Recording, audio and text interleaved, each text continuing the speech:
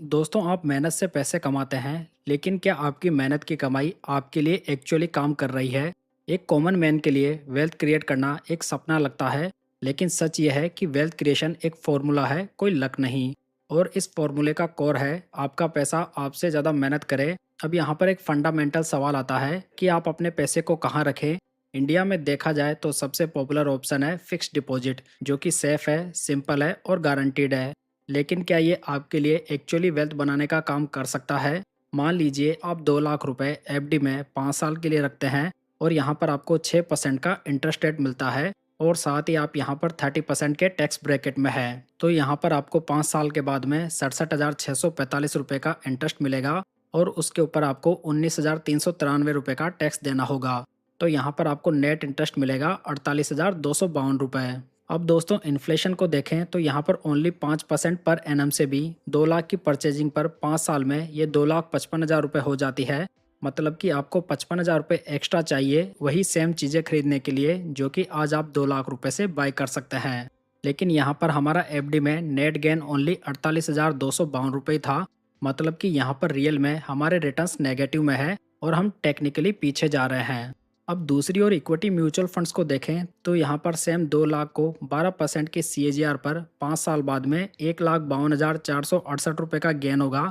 यहाँ पर आपको एक फाइनेंशियल ईयर में 1,25,000 रुपये तक एलटीसीजी में कोई भी टैक्स नहीं देना होता, जबकि यहाँ पर बाकी अमाउंट पे आपको 3,433 रुपये का टैक्स देना होगा।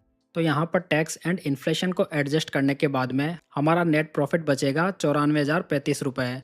तो यहाँ पर हम म्यूचुअल फंड में एफडी के कंपैरिजन में काफ़ी बेहतरीन पोजीशन में हैं। यही रीज़न है कि एक्सपर्ट्स इक्विटी म्यूचुअल फंड्स को लॉन्ग टर्म इन्फ्लेशन बीटर मानते हैं। सो सही तरीके से इन्वेस्ट किया जाए तो म्यूचुअल फंड्स वेल्थ क्रिएट करने का एक बहुत ही बढ़िया टूल बन जाता है। तो इस वेल्थ को कैसे क्रिएट करना है, तो इस वीडियो में हम 5 प्रिंसिपल्स को कवर करेंगे जो कि वेल्थ क्रिएशन की जर्नी में आपके लिए फाउंडेशन की तरह काम करते हैं। तो यहाँ पर जो पहला रूल है वो है गोल बेस्ड इन्वेस्टिंग। ये सबसे पहला और इम्पोर्टेंट पॉइंट है कि आपको बिना किसी गोल के इन्वेस्ट नहीं करना है। जब आपके पास में एक स्पेसिफिक फाइनेंशियल गोल होता है तो आप मार्केट में अप्स एंड डाउन से डिस्ट्रैक्ट नहीं होते।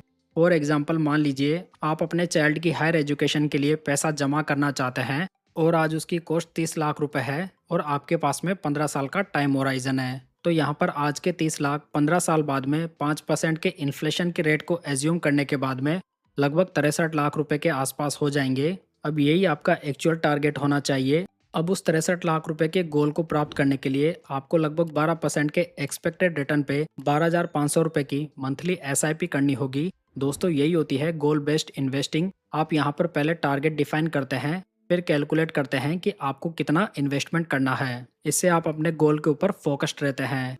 यहाँ पर रूल नंबर 2 है stay invested for the long term. दोस्तों, ये कॉमन एडवाइस है कि लॉन्ग टर्म के लिए इन्वेस्ट करिए, लेकिन लॉन्ग टर्म के लिए क्यों? सिर्फ लोग कहते हैं इसलिए नहीं, बट डेटा ये एक्चुअली में प्रूव भी करता है। पहली बात तो यहाँ पर लॉस की प्रोबेबिलिटी ड्रामेटिकली घट जाती है अगर आप लॉन्ग टर्म के लिए होल्ड करते हैं। तो अगर आप इक्विटी फंड्स में मात्र 1 साल के लिए इन्वेस्ट करते हैं तो आपकी लॉस की प्रोबेबिलिटी काफ़ी हाई होती है। लेकिन यदि आपका इन्वेस्टमेंट होराइजन 7 साल से ज़्यादा का है तो यहाँ पर हिस्टोरिकली लॉस की प्रोबेबिलिटी नियर जीरो हो जाती है। साथ ही दोस्तों, जो कंपाउंडिंग का असली जादू है वो लास्ट ईयर्स में दिखाई देता है। मान लीजिए आप 10,000 रुपये की मंथली एसआईपी इक्विटी फंड्स में 25 साल तक के लिए करते हैं और आपको यहाँ पर 12% के एवरेज रिटर्न्स मिल जाते हैं।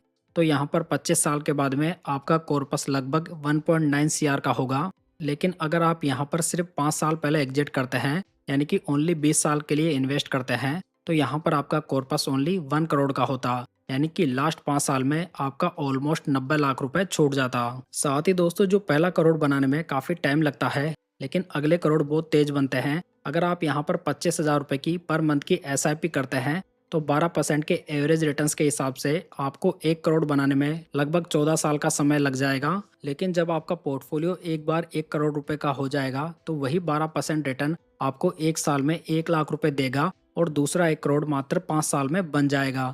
इसी वजह से यहाँ पर इन्वेस्टिंग में पेशेंस सबसे अंडररेटेड इन्वेस्टिंग स्किल है। दोस्तों, नंबर 3 रूल है स्टेप अप योर एसआईपी। जैसे जैसे आपकी इनकम बढ़ती है आपकी एसआईपी भी वैसे बढ़नी चाहिए। एक फ्लैट एसआईपी ठीक है, लेकिन एक step up SIP wealth creation की जर्नी को एक्सीलरेट करता है। और इसका लॉजिक भी सिंपल है, क्योंकि जैसे आपकी इनकम टाइम के साथ में बढ़ती है तो आपकी सेविंग्स भी उसके अकॉर्डिंग बढ़नी चाहिए। अगर आप अपनी एसआईपी में हर साल 10% का इंक्रीमेंट करते हैं तो ये लॉन्ग टर्म में काफ़ी सिग्निफिकेंट डिफरेंस पैदा कर सकता है। मान लीजिए आप 10,000 रुपये की मंथली एसआईपी 10% स्टेप अप के साथ में करते हैं तो 12% के रिटर्न्स के हिसाब से 20 साल में आपकी मैच्योरिटी वैल्यू 2 करोड़ रुपए होगी। लेकिन यदि आप सेम एसआईपी को विदाउट स्टेप अप करते हैं तो आपकी मैच्योरिटी वैल्यू ओनली 1 करोड़ होगी। तो आप देख सकते हैं कि स्टेप अप एसआईपी से आपने 1 करोड़ एक्स्ट्रा बना लिया है। दोस्तों नंबर 4 रूल है बिल्ड द राइट पोर्टफोलियो। दोस्तों आपको ट्रेंड को चेंज नहीं करना है, आपको एक स्ट्रक्चर्ड अप्रोच रखना है। बहुत लोग ये गलती करते हैं कि जो फंड अभी परफॉर्म कर रहा है वो उसे बाय कर लेते हैं, लेकिन इस अप्रोच में कोई डिसिप्लिन नहीं होता और लॉन्ग टर्म में रिटर्न्स भी डिसअपॉइंटिंग हो सकते हैं। यहाँ पर कोर एंड सैटेलाइट पोर्टफोलियो का एक फ्रेमवर्क है। यहाँ पर कोर पोर्टफोलियो में आपको पोर्टफोलियो का 60 से 70% एलोकेशन देना है, जहाँ पर आपको डाइवर्सिफाइड लार्ज कैप या फ्लेक्सी कैप फंड रखने होते हैं जो कि आपके लिए stable long term wealth builders का काम करते हैं। ये आपके पोर्टफोलियो का फाउंडेशन होना चाहिए और ये जो फाउंडेशन है वो हर मार्केट की साइकिल में काम आता है। जबकि सैटेलाइट पोर्टफोलियो में 30 से 40% का एलोकेशन दिया जा सकता है, जहाँ पर हमें एक कैलकुलेटेड रिस्क लेनी होती है। यहाँ पर हम sector funds, small cap funds और मिड कैप फंड्स को सेलेक्ट कर सकते हैं। साथ ही इस प्रकार के फंड्स में हमारा टाइम होराइजन कम से कम 5 साल का तो होना ही चाहिए, नहीं तो यहाँ पर रिस्क की मात्रा काफ़ी ज़्यादा हो सकती है। बात करते हैं रूल नंबर 5 की, जो कि है diversify and asset allocation. Diversification से आपकी ओवरऑल रिस्क कम होती है। जल्दी इन्वेस्टमेंट की शुरुआत करना भी वेल्थ क्रिएशन का एक बहुत ही महत्वपूर्ण पार्ट होता है। यहाँ पर नंबर्स क्लियरली दिखाते हैं कि अगर आप 25 साल की एज में 10,000 रुपये की मंथली एसआईपी स्टार्ट करते हैं तो यहाँ पर 12% के एवरेज रिटर्न से 60 साल में आपका कॉर्पस वैल्यू 6.5 करोड़ रुपए बन सकता है। लेकिन 30 साल की एज में आपको सेम कॉर्पस को अचीव करने के लिए 18,500 रुपये की मंथली एसआईपी करनी पड़ेगी, जो कि 5 साल डिले करने की वजह से काफ़ी ज़्यादा हो चुकी है। लेकिन दोस्तों जल्दी शुरू करना ही काफ़ी नहीं है, सही एलोकेशन भी काफ़ी इंपॉर्टेंट है। एसेट एलोकेशन का मतलब है कि सिर्फ इक्विटी में ही नहीं बल्कि आपको इक्विटी के साथ साथ में डेट एंड गोल्ड में भी इन्वेस्टमेंट करना चाहिए, जो कि अलग अलग मार्केट साइकिल्स में अलग अलग तरीके से बिहेव करते हैं।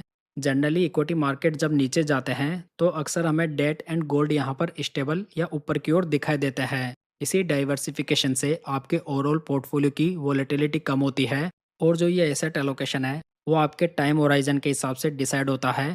यंग इन्वेस्टर्स के लिए इक्विटी हैवी पोर्टफोलियो रीजनेबल है, लेकिन रिटायरमेंट के पास आते आते यहाँ पर डेट एंड लार्ज कैप में एलोकेशन बढ़ाना बहुत ज़्यादा ज़रूरी हो जाता है, जिससे कि आपकी ओवरऑल कैपिटल प्रोटेक्ट रहे। दोस्तों जो डाइवर्सिफिकेशन है वो पोर्टफोलियो का रिस्क मैनेजमेंट टूल है। ये रिटर्न्स की कोई गारंटी नहीं करता, लेकिन आपको एक्सट्रीम लॉसेस से बचाता है। तो चलिए दोस्तों अब वीडियो के ओरिजिनल सवाल पे आते हैं कि क्या एक कॉमन इन्वेस्टर म्यूचुअल फंड से वेल्थ क्रिएट कर सकता है। तो दोस्तों इसका सिंपल सा आंसर है यस, लेकिन इसका कोई भी शॉर्टकट नहीं है। ये एक डिसिप्लिन प्रोसेस है और ये प्रोसेस इन्हीं 5 चीज़ों पर टिकी हुई है। जहाँ पर गोल बेस्ड इन्वेस्टिंग करनी है, उसमें टारगेट डिसाइड करने हैं, साथ में लॉन्ग टर्म के लिए इन्वेस्टेड रहना है। जितना ज़्यादा आप टाइम इन्वेस्टेड रहेंगे वहाँ पर लॉस की प्रोबेबिलिटी उतनी ही कम हो जाएगी। साथ ही आपको हर साल स्टेप अप एसआईपी करनी है। आपको अपने पोर्टफोलियो को कोर एंड सैटेलाइट पोर्टफोलियो में डिवाइड करना है। साथ ही एसेट एलोकेशन एंड डाइवर्सिफिकेशन को अच्छे से कीजिए। इससे आपकी ओवरऑल पोर्टफोलियो की रिस्क कम होगी और इन्हीं 5 प्रिंसिपल को अगर आपने कंसिस्टेंटली फॉलो कर लिया तो टाइम के साथ में आपकी वेल्थ क्रिएशन पॉसिबल है। तो दोस्तों ये थी आज की जानकारी। उम्मीद करता हूँ कि आपको पसंद आई होगी। वीडियो अच्छा लगा हो तो इसे लाइक, कमेंट एंड शेयर जरूर कीजिएगा। साथ ही पूंजी गाइड यूट्यूब चैनल को सब्सक्राइब जरूर कर लीजिएगा। तो चलिए दोस्तों फिर मिलते हैं किसी नई इन्फॉर्मेशन के साथ।